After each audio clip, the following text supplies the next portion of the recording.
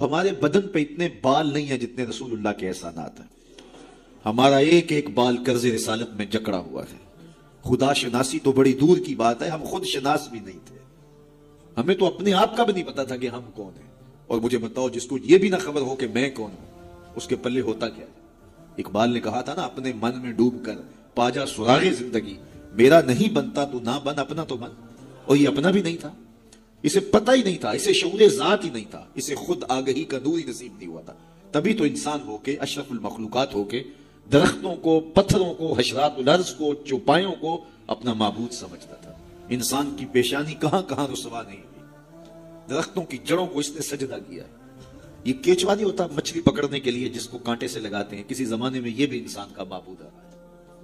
پتھروں کو اس نے معبود سمجھا، بہائم کو، چوپایوں کو، لٹکتے پھلوں کو، برستی بارش کے قطروں کو معبود سمجھتا رہا، بادل کو معبود سمجھتا رہا، تنکوں کو، حشرات الارض کو، بہتے پانیوں کو، جلتی آگ کو اور چلتی ہواؤں کو اپنا معبود سمجھتا رہا. اسے یہ نہیں پتا کہ میں ہوں کون. اے تماشا گاہ عالم روئے تو کجا بہرے تماشا می روی. دنیا تجھے ڈھونڈنے نکلی ہے، تو کس کی تلاش میں ہے؟ یہ اشرف المخلوقات ہو کے، مقصود کائنات ہو کے، یہ اس کائنات کا دل اور کلیجہ ہو کے حشرات الارض کو، سانپوں کو، بچھیوں کو اپنا معبود سمجھ رہا ہے. یہ تو میرے حضور نے بتایا، یہ تیرے معبود نہیں ہیں، تیری دہلیز کے نوکر ہیں. ان درختوں کو پوچھتا ہے، یہ تو تجھے چھاؤں فراہم کرنے کے لیے، آکسیجن دینے کے لیے، تیرے ایندھن کے کام آنے کے لیے، تیرے ذوق نظر کی تسکین کے لیے، تجھے پھل فراہم کرنے کے لیے پیدا کیے گئے. ان جانوروں کو پوچھتا ہے، یہ تو تیری سواری کے لیے، بار برداری کے لیے، تجھے دودھ اور گوشت کی ضروریات فراہم کرنے کے لیے پیدا کیے گئے. یہ چاند، سورج، ستارے، اجرام فلکیہ، یہ تیرے معبود کیسے ہو سکتے ہیں؟ یہ تو تیری راہوں میں روشنی اجالنے کے لیے پیدا کیے گئے. نہیں تو دیکھ، یہ انگلی اٹھتی ہے اور چاند ٹکڑے ہو کے قدموں میں آتا ہے، سورج پلٹ کے اثر کے وقت پہ آتا ہے، اور سڑیاں کھجوراں اگا جاندہ ہے، اور پتھراں کل میں پڑا جاندہ. قطرے کو سمندر، ذرے کو ستارہ کرتے ہیں، کونین کو خم آ جاتا ہے جب زلف سوارا کرتے. اب انسان کی آنکھ کھلی کہ میں کون ہوں، کہ یہ پوری کائنات. درختوں کو پوچھتا ہے، جا میں نہیں، تو ہی کہہ دے تمہیں اللہ کا رسول بلا رہا ہے.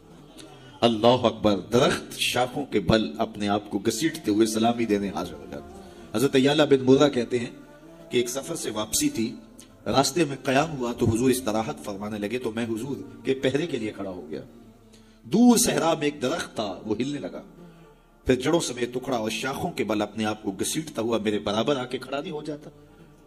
میرے لیے بڑی حیرت کی بات تھی، لیکن کوئی تھا نہیں کہ جس سے بات کروں. خیر تھوڑی دیر کے بعد وہ اپنی جگہ سے چلا اور جہاں سے اکھڑا تھا وہیں جا کے نصب ہو گیا.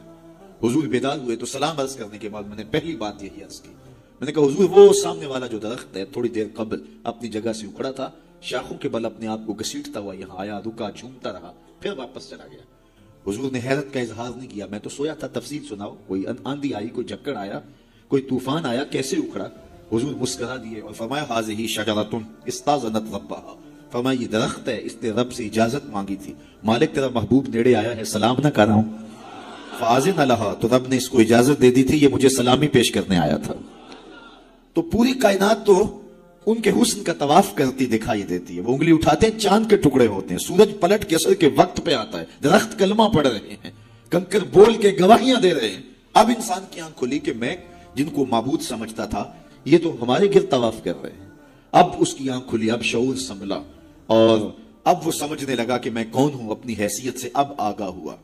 اللہ اکبر. بے خبر تو جوہر آئینہ ایام ہے، تو زمانے میں خدا کا آخری پیغام ہے. اسے اب اپنی ذات کا شعور ہونے لگا. خود سے ملاقات تب ہوئی جب حضور تشریف لائے. تو راز کن فقاں ہے، اپنی آنکھوں پر آیا ہو جا، خود ہی کا رازداں ہو جا، خدا کا ترجمہ ہو جا، خود ہی میں ڈوب جا غافل، یہ سر زندگانی ہے، نکل کر حلقہ شام و سحر سے جاویداں ہو جا. مسافے زندگی میں سیرت فولاد پیدا کر، شبستان محبت میں حریر و پر نیا ہو جا. گزر جا بن کے سیلے تند رو کو ہو بیاماں سے، گلستان راہ میں آئے تو جوئے نغمہ خواں ہو جا. تیرے علم و محبت کی نہیں ہے انتہا کوئی، نہیں ہے تجھ سے بڑھ کر ساز فطرت میں نوا کوئی.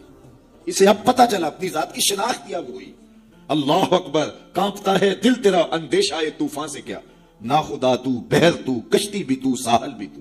دیکھ آ کر کوچائے چاکے گرے ماں میں کبھی، کیس تو، لیلا بھی تو، صحرا بھی تو، محمل بھی تو.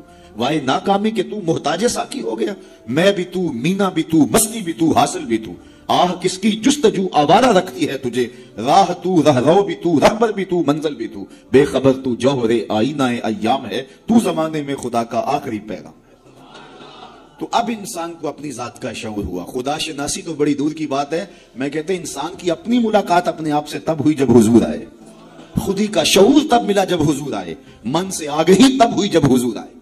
تو اگر وہ تشریف فرما نہ ہوتے، خدا شناسی تو بڑی منزل ہے، انسان خود شناس بھی نہ ہوتا، اپنی ذات سے بھی آگاہ نہ ہوتا۔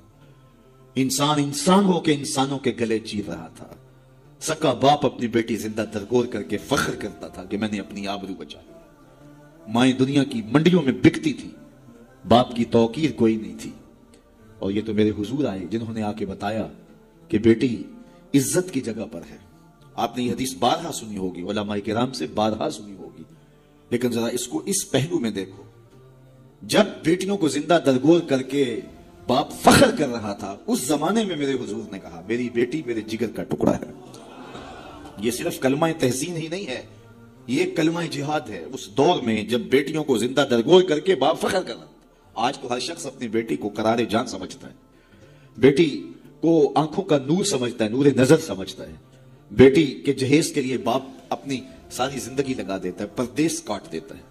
جوان بھائی فیکٹری میں اوور ٹائم لگاتا ہے، میں بہن کے ہاتھ پہ لے کر۔ تو آج اگر بیٹی کے بارے میں کوئی محبت بھرے جملے کہے جائیں تو بڑی بات نہیں ہے۔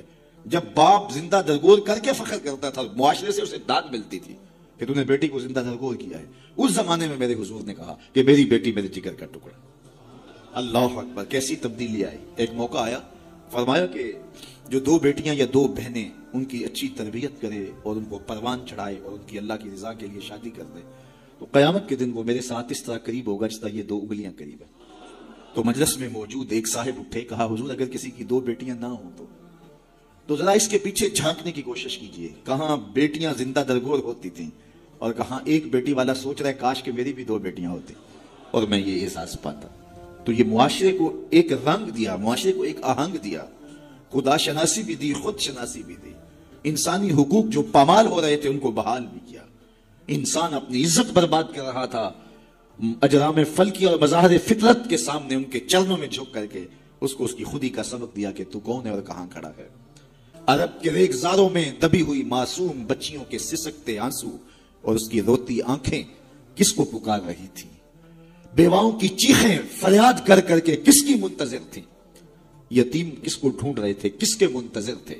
زمانہ آنکھیں فرش بچھائے ہوئے کس کا انتظار کر رہا تھا؟ وہ جس کے نام پر داؤد نے نغمہ سرائی کی، وہ جس کے ذکر پر شاہ سلیمان نے گدائی کی، دل یحییٰ میں رہ گئے ارماں جس کی زیارت کے، لب عیسیٰ پہ آئے واز جس کی شان رحمت کے، جو بن کے روشنی پھر دیدہ یعقوب میں آیا، جسے یوسف نے اپنے حسن کی نئے رنگ میں پایا۔ ندانم آنگلے خندانچے رنگ و بودارت، کہ مرغے ہر چمنے آرزوے ادارت۔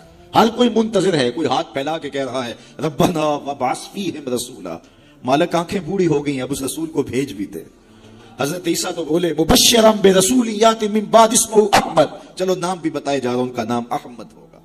زمانہ منتظر تھا، پوری دھرتی انتظار کر رہی تھی۔ بیواؤں کی چیخیں اور یتیموں کی آہیں اور معصوم بچیوں کے دبے ہوئے آنسو جب ریت سے پکار کرتے ہوئے عرش الہی کو جنبش دینے لگے تو اللہ کو دکھی انسانیت پہ رحم آیا۔ آمنہ کی آغوش میں محمد ربی تشریف لے آئے۔ ناگہاں ساکن ہواؤں پر روانی آ گئی اور چمن کے پتے پتے پر جوانی آ گئی۔ آج زانوئے ازل نے صبح پہ انگڑائی لی اور مسکرا کر ایک کرن نے ہاتھ میں شہنائی لی۔ مخزن اسرار قدرت کے امی پیدا ہوئے، غل ہوا دنیا میں ختم المرسلی پیدا ہو۔ ایک بہار پھیلی نا، ربی ویسے بھی عربی میں بہار کو کہتے ہیں، ربیع الاول آغاز بہار۔ کہا محبوب تو محبوب ہے اور محبوبوں کو بہاریں ہی سجتی ہیں۔ جب گلیاں چٹکنے لگے گی، غنچے مہکنے لگے گی، جب کائنات بہار بن جائے گی، جانے بہار بن کے تشریف لے آنا۔ تو ان کی جلوہ گری، ان کی تشریف آوری انسانیت پر اللہ کا بہت بڑا احسان، اسی لیے اس کو جتلایا اور کہا لقد من اللہ علی المؤمنین اذ بعث فیہم رسولا۔ تو یہ احسان عظیم ہمارے اوپر ہوا، اتنی بڑی نعمت، وہ نعمت عظمیٰ جس کے لیے نبی منتظر رہے، نبیوں کی ٹیمیں منتظر رہی، اور ہم نے کوئی آرزو تو نہیں کی تھی۔ وہ تو منتیں مانتے رہے۔ بحیرہ راہب کہاں بیٹھا تھا، نستورہ کہاں بیٹھا تھا، کہاں کہاں منتظر ان کی راہوں میں لوگ بیٹھے تھے۔ شب ہجر کی سختیاں، کوئی اس سے جا کے پوچھے، تیری راہ تکتے تکتے جسے صبح ہو گئی ہے۔ जमाने मुंतजर रहे, सदियां मुंतजर रही, लोग राहों में बैठे रहे, हमने कोई इंतजार नहीं किया। आंख खुली, हमारे वालिद साहब मुअज्जिन को मस्जिद से बुला लाए, उन्होंने कान में आके कहा, मुबारक हो, तू हुजूर का गुलाम बन के आ रहा है। शाहों से मिला है न तवंगर से मिला है, अल्लाह का इरफान इसी दर से मिला।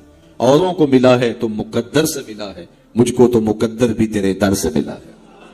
तो ये हमारी खुशबख्ती, हमारी फिरोज बख्ती कि हमें वो महबूब नसीब हुए जिसके लिए जमाने तड़पते रहे, तरसते रहे, मुंतजर रहे, आंखें बिछी रही, तमन्नाएं बेताब रही, आरज़ुएं मचलती रही, लेकिन वो जाने बहार बन के तशरीफ ले आए।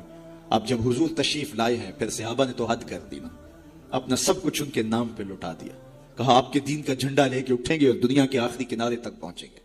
फिर ताबईन ने वो झंडा थामा, तबा ताबईन ने वो झंडा थामा।